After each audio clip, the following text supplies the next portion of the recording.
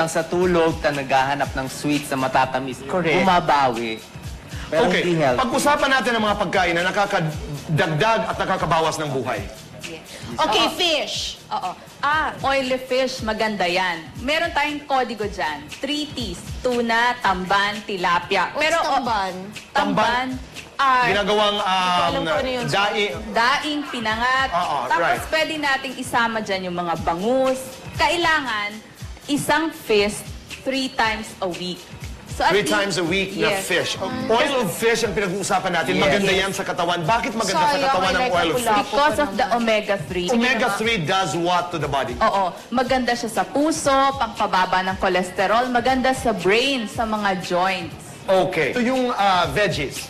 Itong gulay, very healthy po for the stomach. Kasi ang gulay po, maraming fiber. Ang ginagawa ng fiber, pag kinain nyo to, parang maliliit na walis, nililinis niya yung stomach natin. Pero Doc Willie, okay ba ang salad, hilaw, o kailangan luto ang gulay? Siyempre gusto natin, Pwede silang hilaw or konting luto lang. Pero ang mga tomatoes, kailangan luto. for the lycopene to come out, Correct, diba? for the lycopene to come out. So, Kaya hindi pala- spaghetti is healthy. Ang tawag naman dito, KKK, yung kamatis, carrots, kalabasa, antioxidant, anti-cancer sila. Galing. Yung mga red, orange Kamatis, na yan. kalabasa, at carrots. Carrots. Tatlong Okay, K. wait. Ang fruits, mataas na rin ang sugar, medyo too much. Okay lang ang sugar ng fruits, mas healthy po yun. Ang hindi magandang sugar, ang sugar ng soft drinks, ang white sugar, yun po yung masama. I normally have banana with peanut butter and Peanut oatmeal. butter. Yung saba, kasi... Banana, peanut butter, oatmeal? Oatmeal. And, Parang masarap fatty yun. Yes. Oatmeal, very healthy po sa mga matataas ang cholesterol. Yes. Pampababa ng cholesterol, ang oatmeal, number 1 po yan. Yeah, nag-oatmeal ako talaga. Okay. Bakit pampabawas ng buhay itong mga nasa harap natin? Samantala pagkasarap-sarap nila. Steak. Steak, napakasarap. Sino mahilig kumain ng steak? 2 Kami. times a week? Yung Ilan? yung mga 2 times a week, sorry po, minus 1 year. Year ang bawas, Anyway, ha? pag kumain ka naman ng prutas, Nababawi. plus 3 years. Plus 3 years. Okay. Fruits at saka ng Mga fruits vegetables. kasi pag kinain nyo po, wala pa siguro mga 6 hours digested na lalabas na sa tiyan. Okay, Pero samantala ang steak? ang steak napakatagal sa tiyan, pwede pang mabulok up to 2 to 3 days na iiwan po sa tiyan natin. Sandali, ito, ganun din? Pareho Minus din ilan yan? 1 year din? Pareho din, Okay, Doc Willie at saka Doc Lisa, may mga katanungan mula sa ating audience. Halika. Dok, masama po ba yung kape? Kape, okay ang kape, 1 hanggang 2 baso lang. Huwag din masyado marami, baka po kayo tumaas ang blood pressure at mag-palpitation. Guilty na naman tayo dyan. Dito naman po, okay. Dok, ilang eggs ba ang dapat natin kainin para hindi tumaas ang ating kolesterol? 3 eggs a week, okay naman. Lang? Para doon sa mataas ang cholesterol, imbis na 1 egg gamitin mo, pwede gawing 2 egg whites, kapalit ang 1 egg. Katanungan pa dito. Dok, itatanong ko lang kasi milig ako kumain ng chocolate. Nakakasama po ba ito? Chocolates daw. Kasi some people say, diba, you can get pimples from chocolate. Right. Yes, kung marami kang pimples, avoid oily foods. Pero ang dark chocolate, very healthy ngayon. Ayun, that's good news. Why? Yes, meron Kasi siyang I like- flavonoids, You like dark? antioxidant. Me too. I like milk chocolate or white chocolate. Ang milk chocolate, puro milk eh. Sarap. Ang dark chocolate, maraming cocoa, which is very healthy. Okay, we learned that today. Okay, wait. Ang dami Ang naman natin wine, natutunan. ano nga, you told us na before, pero ulitin lang natin.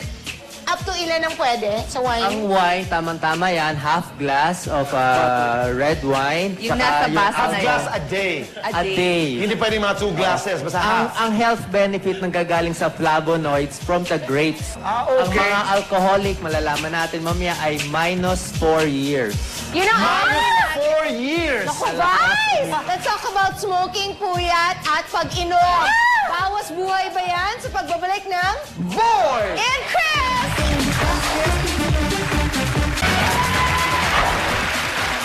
Boy! We're back! Nakaupo ka na sa yoga mat. Yes, yes. Oo, kasi later on, tuturuan kayo ni Marlette on, is it meditation or what are you gonna teach, Marlette? Just simple relaxation. Relaxation. So yung meditation, hindi yung bagay na natututunan mo overnight, ika nga. It's a process, di ba? Pinag-aaralan. Parang Pinag-aaralan. paunti-unti yon. Pero we're talking about ano kanina, di ba? We were talking about pag inom and all, minus ilang years? Ang alcohol, Yes, alcohol minus consumption. 4 years, yung alcoholic. 4 years, Yung malakas Vice. uminom Vice, minus 4 years sa buhay yon. Okay.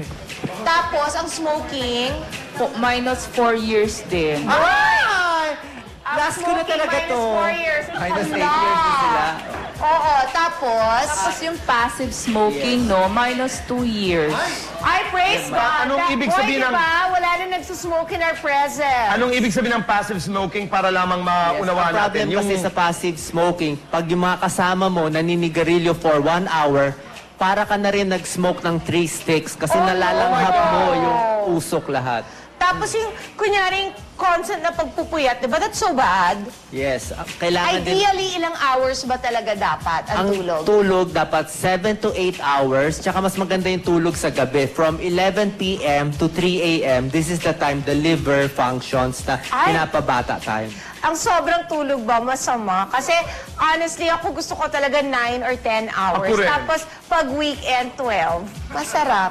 Walang Gusto ko masama talaga- doon. Ay, hindi masama. Nagre-regenerate yung cells, Oh nabubuhay. boy, nagre-regenerate tayo ng cells. I heard from someone, for as long as you simulate, halimbawa yung gabi, halimbawa yung curtains, mukhang gabi, okay din ba yun? O kailangan talaga gabi o madaling araw ang tulog? 11 p.m. talaga. Pwede rin yun, Kuya Boy. Pag talagang madilim na madilim, Yes. akala ng katawan mo, gabi, Right. pwede na rin yun. Ayun. Dagdagan natin yan, Chrissy, ng relaxation. Di ba? So yung relaxation, ano ito? Do you do this every day? I mean, is it something that we can learn easily? Yes, it can be done outside the yoga class. But Bawas sa stress, di ba? yes, plus if you're in the yoga class, it's a must to do relaxation before you get out of your mat. So when you do yoga, all the mix-up juices are there. So when you relax, that's the time they settle. All right, so that's what we're going to do now. We are going to relax. Okay. So ideally, nakahiga ko sa yoga mat. Okay. You lie down and then Tapos nakabukas. Ganun. your legs are slightly open.